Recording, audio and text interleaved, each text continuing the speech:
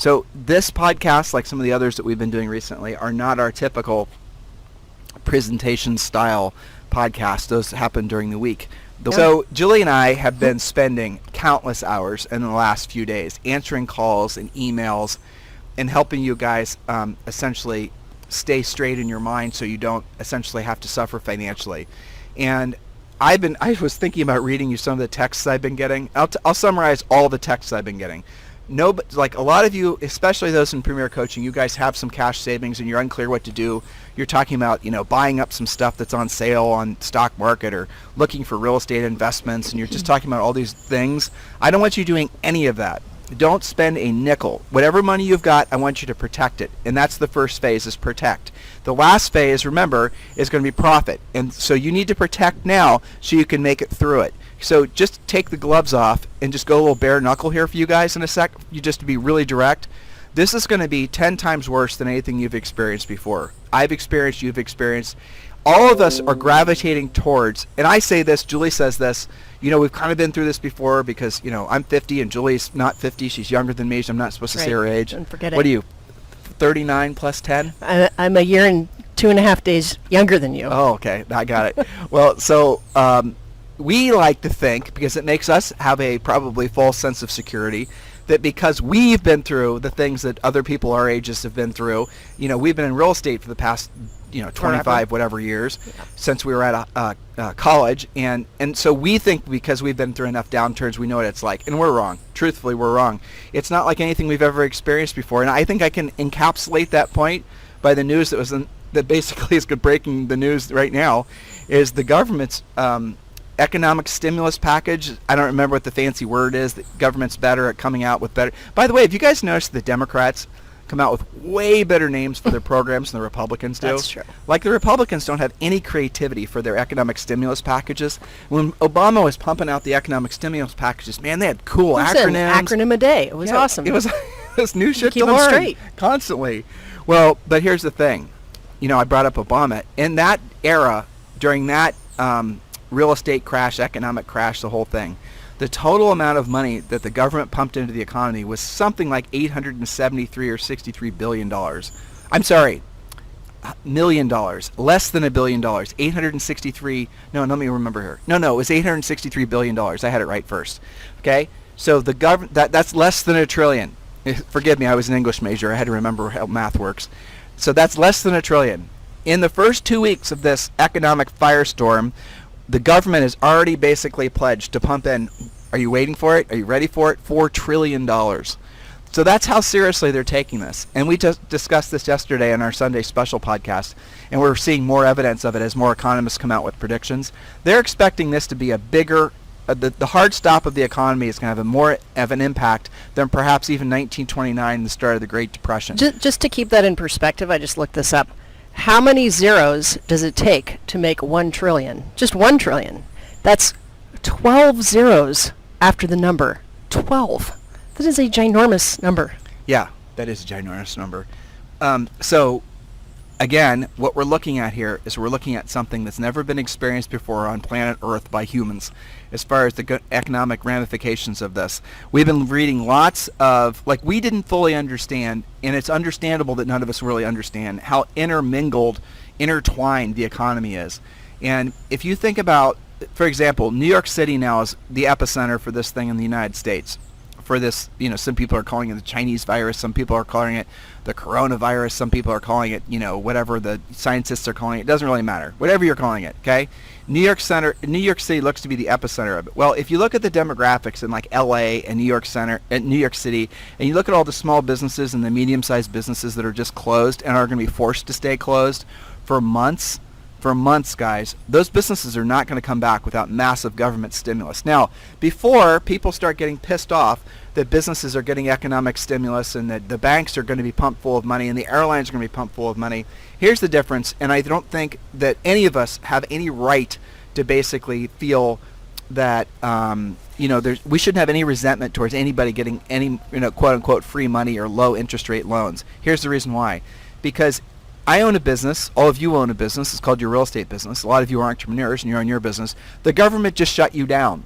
The government should have to pay you for having shut you down. It's not like you took an unnecessary risk and you did something dumb with your business. It's not like you actually made a mistake.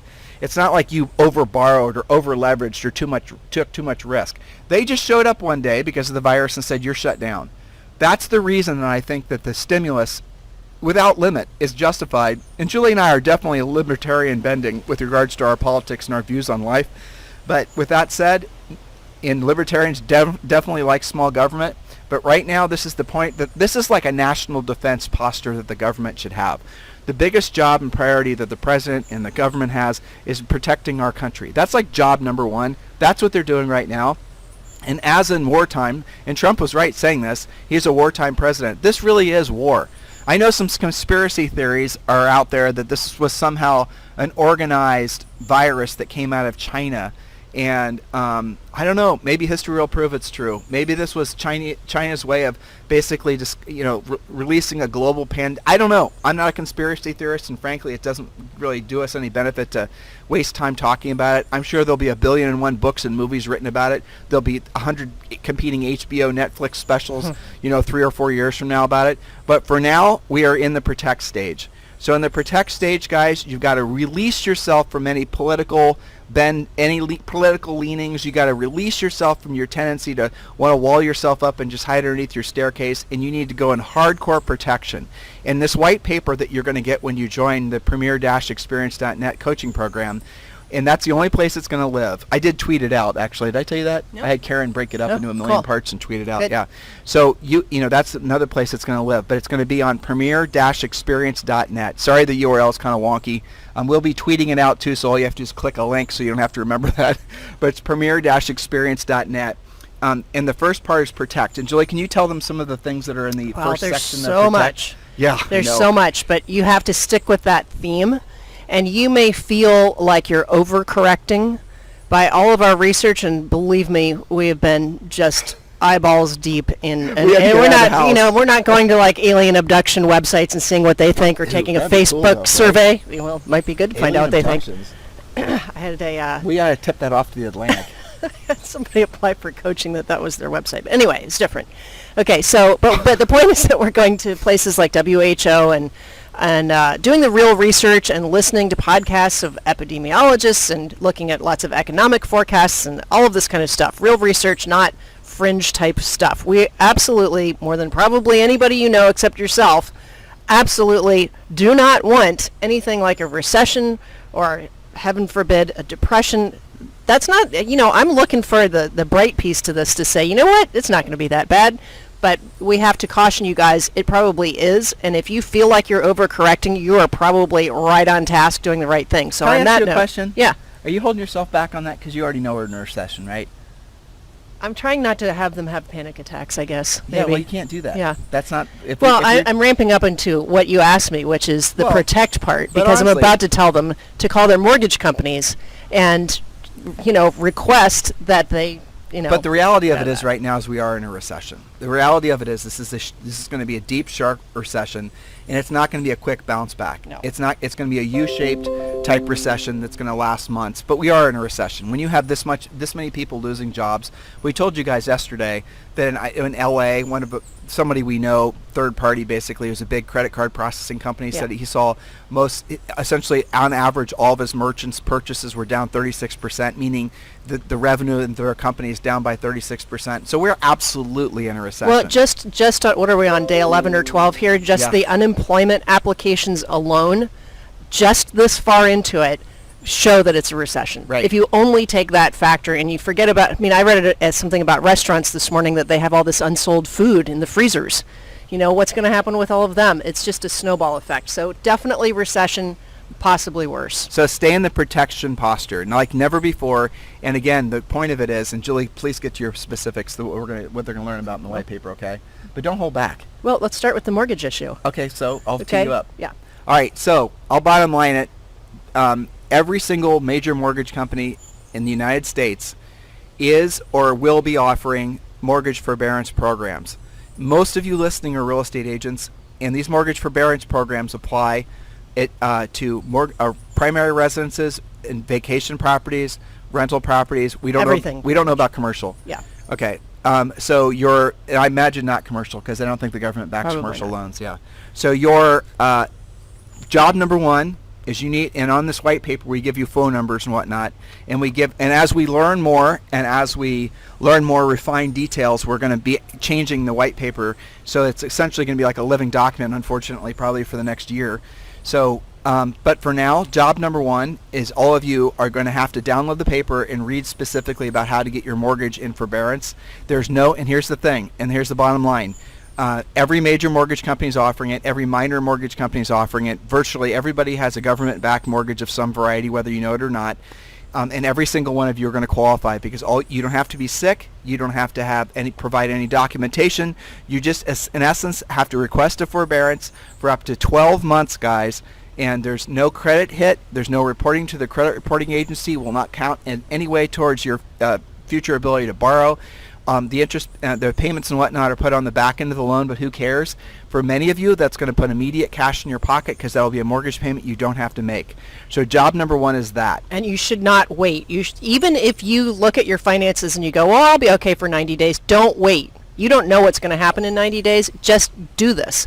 And remember, in order for it to not hit your credit, you have to actually talk to your lender and actually fill out their That's right. probably just one-page form, and then you have to comply with whatever they say. Like, some of them are doing it 90 days at a time. You have to check in and follow what their rules are in order for your credit not to get hurt. And you guys got to watch out for the scammers. The scammers haven't thought this through yet, but you watch. The scammers are going to start sending out emails and letters saying if you pay them $100, they'll get your mortgage forbearance for you, and you'll never hear from them again. So scammer alert. And by the way, I've been telling all of our coaching clients this. The scammers are going to come out of the woodwork thick. Oh, yeah. They wait for markets like this. Anybody trying to sell you lists of BPO companies or REO companies, especially when they're asking you to pay them $300 or whatever, that's a scammer. Anyone trying to sell you a lead right now that's predicated on you paying them money, that's a scammer. You guys have to say no to scammers. And what we're going to be doing, like we did in 07 through really 09, is when we come across a verified scammer, we're going to publish it on our website, again with agents' experiences, so that you can not make that mistake. And we did that many times in the last recession, and I'll tell you what we saw people doing. These scammers, they would basically just shut up shop as soon as they were added, and they'd start under a new name. That's right. As soon as we found out about who they were, they did it again. Most of these guys that were scamming were selling the REO information, which, by the way, the REO train is not even being loaded. The station hasn't even been built. For those of you who think you can front run the REO thing, when that time has come, I will tell you, I promise you, Julie and I will be the first to tell you. We'll tell you how to do it. It'll be part of our premier coaching program, but right now, the entire world is going to be delayed with regards to any potential future foreclosures. And that means, speaking of which. and we think that there's a very good probability, because of these really great programs. I mean, I think it's a great program where people can skip payments for a year. There might not even be a big surge in foreclosures. Yes? Well, so staying on the housing topic, related to that, no foreclosures or evictions until at least the end of April, and I'm sure that that's going to be extended. So that's on the books already. And then, so the next category, if we're looking at paying your bills on time, staying ahead of this whole thing, and how you're going to be affected, the next thing would be your car payment and your credit cards. So most of the major car lenders, auto financing, also have similar programs to either do forbearances, skip payments, put them on the back end. Again, you have to call them, make arrangements, and a lot of this is very fluid. So we're going to be updating the documents that we get out there to you guys. If the name of your particular lender or lenders doesn't appear on what we're giving you yet, that doesn't mean they're not doing the program. We'll be updating it. And if they say no to you today, next week they probably will have their program together. So keep on on task on that. So definitely with credit cards, definitely with your car payments. And so those are probably your three major expenses. And if you get in front of that now and protect your finances now, you're going to be thanking yourself 60, 90 days from now, instead of freaking out and trying to put some Band-Aids on some stuff. There's also going to be some interesting, and all this is available in that white paper, guys. Julie and I are just sitting here, and like I said, I'll take pictures where we're sitting, so we're not in front of a computer. Well, and by the way, what a great bunch of things to talk to your past clients, center of influence, or database about. That's true. That's exactly the next thing I was going to suggest, is call of them. That's a perfect excuse while you're sitting at home. Step away from the Netflix and actually pick up the phone. But that's actually the second part of our three-part paper, which is obviously preserve. But for right now, we're talking about protect. And so under the guise of protect, we told you what you can do to do mortgage payment forbearances and all the rest of it. We are hot on the trail of what we're very I think is going to be an unbelievably cool program coming out from the SBA, which all of you should qualify for. And the SBA program, from what we've been able to pick up, and Julie and I both researched this for like an hour yesterday trying to find out leaks, because the government, senators, Congress people love to leak, but we can't find any real good leaks about the SBA program. But here's what we did find that was consistent amongst all of the things we were reading, is there's going to be an SBA program, Small Business Administration program. It's actually already on their website. Oh, it is? I gave them a link in the paper. Okay. Well, shit, Julie's ahead of me. See, there you go. I told you how fluid this is.